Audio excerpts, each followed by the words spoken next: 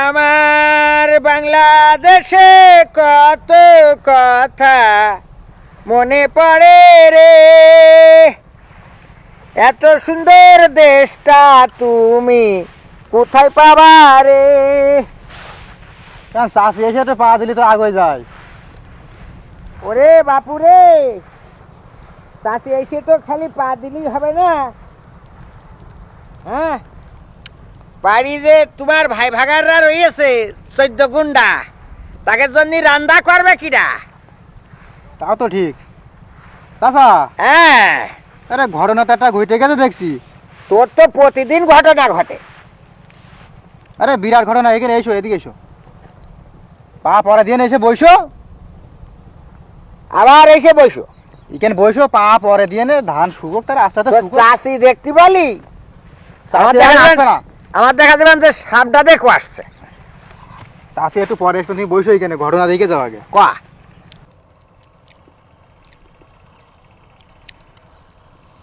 এই কি ঘটেছে?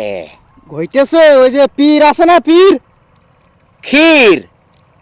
পীর পীর কিরা রেন্দেছে ক্ষীর?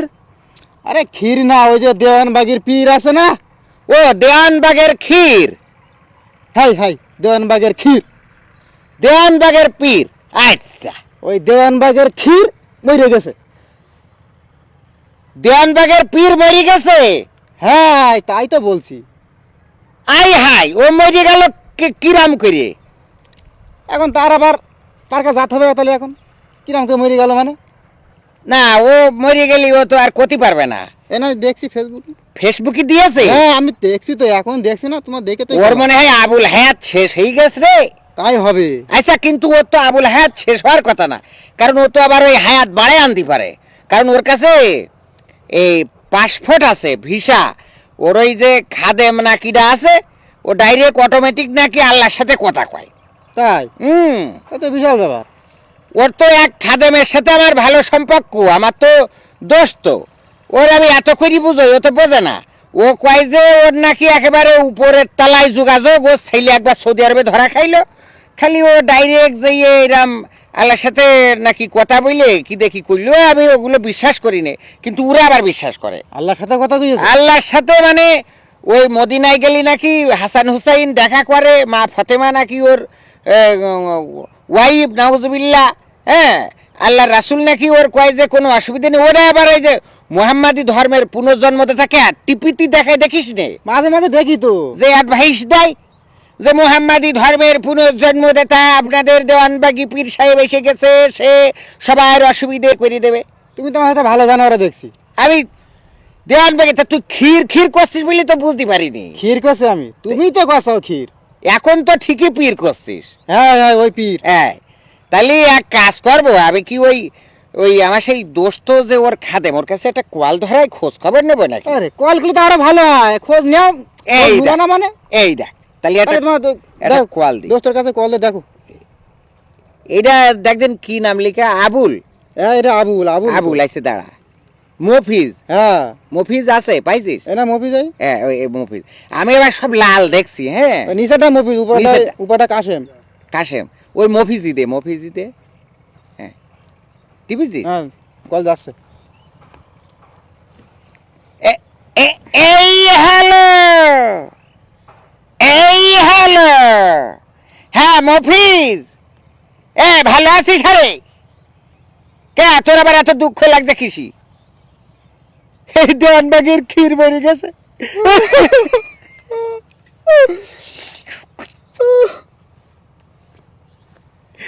আচ্ছা শোন, আচ্ছা আমারও একটু দুঃখ লাগলো, তাই আমি একটু নাকে ফুটা বুঝে নিলাম। আচ্ছা ওটা কোনো বিষয় না, ওই বিষয় হইল তুই তো আমার কাছে পিরাই গল্প দিচ্ছিস যে তোকে দেওয়ানবাগির পীর সাহেব নাকি ওর একেবারে উপর লেভেলে যোগাযোগ। হ্যাঁ, তাই এইবার ওই আবুল হায়াত শেষ হওয়ার আগে কি একটু উপরতে একটু বাড়ায় আনতে পারিনি? এই সুমন্দির ছেলে, তোর যদি এত বড় যোগাযোগ থাকে, সে যদি এত মুহাম্মাদি ধর্মের পুনর্জন্মদাতা হয়, ছেলের যদি বিপদেতে ছাড়াই আনতে পারে, তাহলে সে এই এখন মরার সময় কিভাবে সে মরে গেল? কে আজরাইল আলাইহিস সালামের একটু কোনো কথা সে করতে পারেনি? পাকামো করার জায়গা খুঁজে পাও না না? এইভাবে তোমরা ভণ্ডামি করি করি বাংলাদেশের মানুষের ইমান আমালগুলো ধ্বংস করে দিচ্ছাও। বাংলাদেশের সরল সোজা মানুষ তোমাদের এই সব কথাবার্তা বিশ্বাস করিয়ে তে মনে করো যে তারা ওই সব খিরগের কাছে যাইতে সবক গ্রহণ করে, তাদের মুরিদান হয়, তাদের কাছে বায়াত দেয়, নিয়ে ইমান আমল এহকাল পরকাল ধ্বংস করে ফেলাচ্ছে। এই এত বড় দেহ, এত বড় দেহ, ও তো মারতে গেলেও তো 2-4 দিন লাগার কথা ছিল, কিন্তু দেখেছিস আল্লাহ যখন ধরে একদম টকাটক, মনে কর যে কত বড় ভুঁড়ি কত বড় প্যাট, ওইটা কিন্তু দেখার কথা না, একদম টকাশ করে ধরে দিয়ে চলে গেছে, তাই না? আরে এই শোন, আমি তোর একটা কথা কই দিই, এই দেওয়ানবাগির ক্ষীর বলো আর এ বাগি সে বাগি যত বাঘ আছে, হ্যাঁ, ও সব বাঘ বাদ দাও, দিয়ে আল্লাহ রাসূলের যে প্রকৃত ইসলাম তার কাছে এসো, কুরআন হাদিসের কাছে এসো, তা না হলেই মনে করো যে ওইভাবেই পটল তুলবা, বিনা বালিশি শুয়ে যাবা, আর এহকাল পরকাল সব ধ্বংস হয়ে যাবে। এই শোন, তুই ওই এই দেওয়ানবাগির ক্ষীরির থেকে ইমান সরাই ফেলে আল্লাহর প্রকৃত দিনই দাখিল হয়ে যাও। আল্লাহ রাব্বুল আলামিন বলিয়েছে, ইয়া আইয়ুহাল্লাযিনা আমানু দুখুলু ফিস সিলমি কাফা ওয়ালা তাত্তাবিউ খুতুওয়াতিশ শয়তান। হে ঈমানদারেরা, তোমরা পরিপূর্ণভাবে ইসলামে দাখিল হয়ে যাও আর শয়তানের পদাঙ্ক অনুসরণ করি না। আমি তোর একটা কথা কই দিচ্ছি, শোন, বাংলাদেশে হক্কানি পীর যারা আছে তারা ছাড়া যত ভণ্ড পীর আছে তারাই মূলত এই দেশটাকে দখল করে রেখেছে। খান জাহান আলী, শাহজালাল, শাহ মাকদুম, শাহপরান, বাইজিদ বোস্তামি সহ বাংলাদেশে যত ওই যে 12 আউলিয়া আসিল, তারা তো এসে কেউ এরকম করে খানকা খুলিনি, ইসলামের কল্যাণে কাজ করেছে।